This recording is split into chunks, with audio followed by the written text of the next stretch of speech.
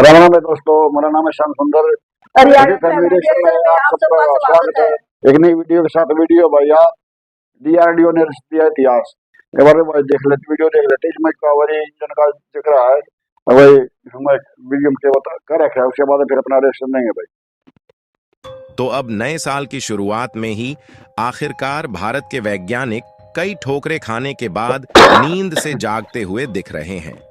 दरअसल अब इस साल की शुरुआत से ही भारत की डीआरडीओ यानी कि defence research and development organisations, जो कि भारत की दिग्गज डिफेंस मैन्युफैक्चरिंग कंपनी है, इन्होंने दुनिया को चौंकाना शुरू कर दिया है। क्योंकि हाल ही में खबर निकल कर आ रही है कि जिस कावेरी इंजन को डीआरडीओ ने डेवलप किया है, अब उसकी फ्लाइट टेस्टिंग रसिया में स्टार्ट की गई है, जिसका ट्रायल लगातार 70 घंटे तक चलने वाला है। आप यहां पर देख लीजिए, यह रूस का जाना माना विमान IL-76 है, जिसमें टोटल 4 इंजन लगे होते हैं और इसमें से एक इंजन को रिप्लेस करके यहां पर डीआरडीओ द्वारा डेवलप किया गया कावेरी इंजन लगाया गया है, जिसे आप साफ साफ इस तस्वीर में देख सकते हैं। और इसी के माध्यम से फ्लाइट टेस्टिंग अब रशिया में स्टार्ट होने वाली है। पूरी डेवलपमेंट क्या है इस वीडियो में समझते हैं, लेकिन आगे बढ़ने से पहले भारतीय वैज्ञानिकों को कई दशकों की मेहनत का परिणाम अब मिल रहा है। उसके लिए वीडियो को एक लाइक करके चैनल को सब्सक्राइब जरूर कर लीजिए, क्योंकि यह आपके लिए तो 1 सेकंड का काम है, लेकिन इससे हमारी काफी बड़ी मदद होती है। असल में देखा जाए तो अब पिछले कुछ सालों से डिफेंस के मामले में डीआरडीओ धमाका करने में पीछे नहीं हट रही है, और एक धमाका खत्म नहीं होता कि दूसरा नया धमाका शुरू हो जाता है। लेकिन वाकई में इस बार डीआरडीओ के द्वारा जो कारनामे सामने आ रहे हैं, उसे सोचना तो दूर की बात है, उसके बारे में उम्मीद रखना भी बाकी के देशों को मजाक लगता था। हम बात कर रहे हैं फाइटर जेट्स और एरोप्लेन में लगने वाले इंजन के बारे में, क्योंकि फिलहाल के समय में आपको जितने भी एरोप्लेन और फाइटर जेट दिखाई देते हैं, उन सबको मैन्युफैक्चरिंग से लेकर डेवलप करने की तकनीक तो हम हासिल कर चुके हैं, और भारत 5वीं पीढ़ी के फाइटर जेट बनाने पर काम कर रहा है। लेकिन अफसोस इस बात का है कि अभी तक हमारे पास एक ही सबसे बड़ी समस्या थी, जो है इसके इंजन को लेकर, क्योंकि आज तक इनके इंजन को भारत की डीआरडीओ जैसी कंपनियां भी नहीं बना पाई थीं। और इसी मजबूरी का फायदा आज वह देश भारत से उठाने की कोशिश कर रहे हैं, जिनसे भारत अपने लड़ाकू विमान के लिए इंजन खरीद रहा है।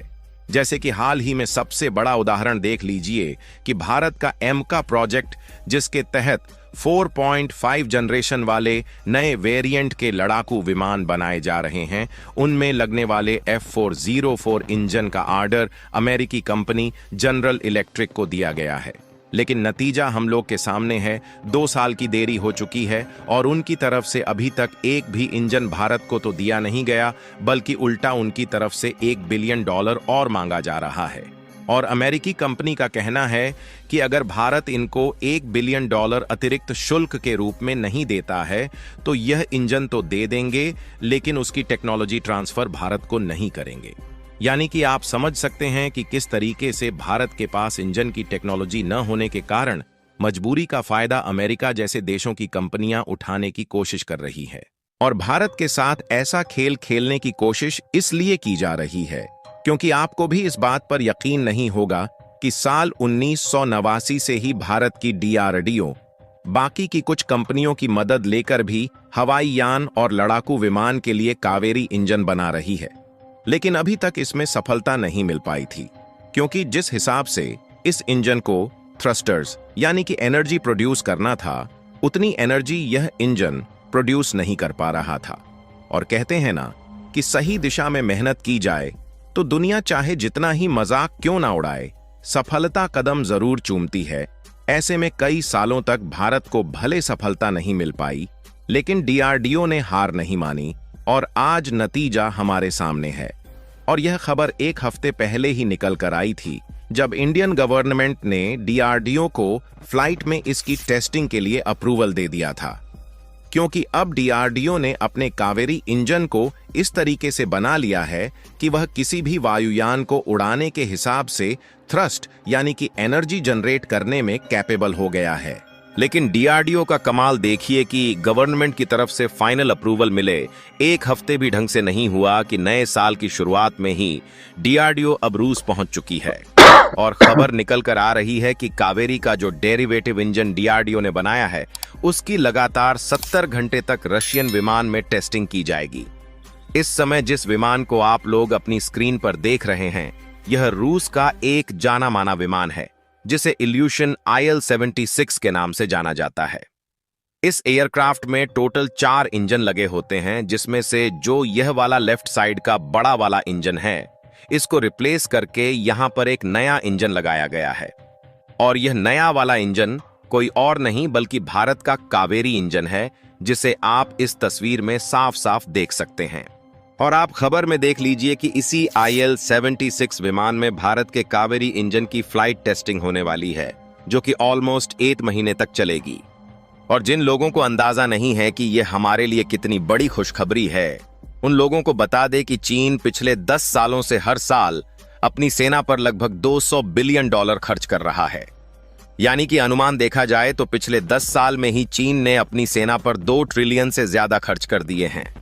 लेकिन इसके बावजूद भी चीन आज तक ऐसा प्रॉपर इंजन नहीं बना पाया है जिसका इस्तेमाल वह खुद के लड़ाकू विमान और एयरक्राफ्ट में कर सके, जिसके कारण चीन रूस के इंजनों को लेकर काम चलाता है या फिर रूस की टेक्नोलॉजी चुराकर खुद इंजन बनाकर तैयार कर लेते हैं, जिससे चोरी की हुई तकनीक का इस्तेमाल चीन ढंग से नहीं कर पाता और उसके कारण अगर लगातार कुछ घंटे तक चीनी जेट्स को चला दिया जाए तो चीन के इंजन धुआं फेंकने लगते हैं और केवल इन्हीं इंजन के कारण ही इनका महंगा से महंगा लड़ाकू विमान खराब हो जाता है।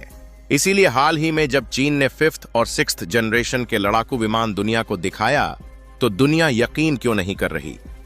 दुनिया इन विमानों की ताकत को जानती है इसलिए यकीन नहीं करती क्योंकि इनके पास इंजन बनाने की टेक्नोलॉजी है ही नहीं और यह आज तक किसी को बताए ही नहीं है कि उनके फाइटर जेट में इंजन कौन से लगे हैं, क्योंकि चीन इसके बारे में कुछ भी बताता है तो इनकी सच्चाई सामने आ जाएगी जिससे दूध का दूध और पानी का पानी हो जाएगा और सब समझ जाएंगे चीन के लड़ाकू विमान केवल नाम के लिए है और उसमें टेक्नोलॉजी चुराकर ही धुआं फेंकने वाले इंजन लगाए गए हैं। लेकिन भारत के पास जल्द ही कावेरी इंजन आने वाला है और रूस में जो टेस्टिंग शुरू हो रही है यह पहली टेस्टिंग नहीं है बल्कि 140 घंटे की लगातार इसकी टेस्टिंग पहले भी हो चुकी है।